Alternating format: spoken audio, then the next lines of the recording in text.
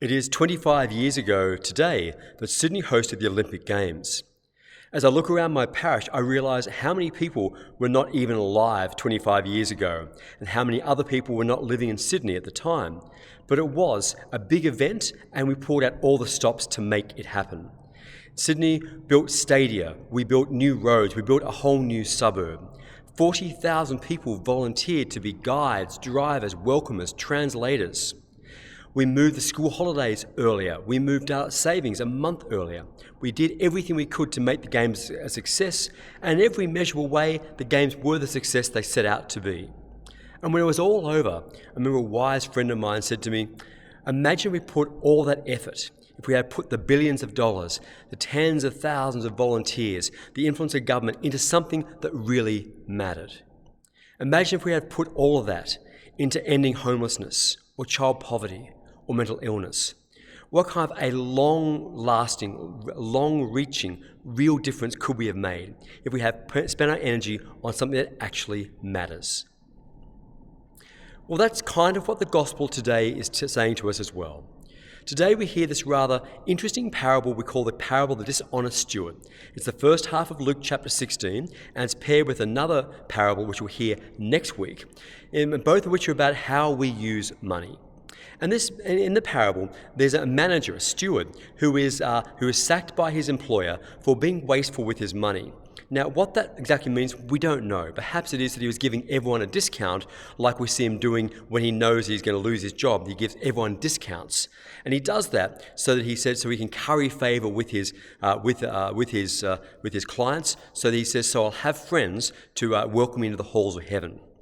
Now, while that might sound to us a bit spurious, might sound like buying friends, Jesus' point is to say, use money, that tainted thing, to do what is truly useful. Use it to build relationships and use it to orient yourself towards eternity, towards heaven. And this is not the only time that Jesus will say this. Time and time again, Jesus speaks about the importance of the way we use money. That our Christian discipleship, our spiritual life is not over here, and the way we spend our money is over here, totally separate. No, the way we spend and use and hold money is part and parcel of our discipleship. And Jesus challenges us again and again about how we do this. So the challenge here that Jesus gives us is to use money for things which are truly worthwhile. And imagine if we chose to use our money today for those worthwhile things, to end homelessness, to deal with mental illness, to end child poverty. If we put that kind of incredible effort, all that effort that we put to the Games to do these good things, what a different world, a different city would be right now. And that's important, but there's something that's even more important. And it's what Pope Leo said during the week, when he said, and I think it was a bit of an offhanded comment, but he said the role of the Pope is not to solve the world's problems. The role of the Pope is to announce the gospel and spread the good news. Now, the thing is that when the gospel is spread and people live the good news, so many of the world's problems get solved on the way. But the Pope's sense was that his priority is to spread the gospel. So what if we pulled out all the stops to do that? What if we put all our energy, our time, our money, our effort, our influence into spreading the gospel? What a different church, a different suburb, a different city we would have. And that's the challenge Jesus leaves us with today. Now, this weekend, I'm giving our annual planned giving appeal, ask people to be donors to the church. And I didn't pick this week deliberately because of this gospel. In fact, I planned this many months ago before I'd even looked at this week's scriptures. But nonetheless, I'm going to keep it separate from this part of the homily. I'm going to talk about it at the end of Mass instead. But here in the homily, I just want to say we need to find our ways to be generous. To say, am I supporting charity? What am I doing to help others?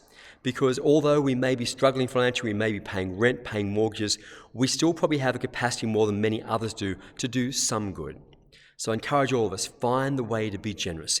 Cultivate that virtue of generosity in ourselves, and as our financial means might grow in the future, so too will our capacity. But it's the effort and the decision we make to be generous here and now that makes a difference and becomes part and parcel of our spiritual life. Next week we'll hear a different gospel parable in which the person in that gospel parable doesn't just lose their job, they have a much worse fate. But I'll leave you to next week to find out what that is.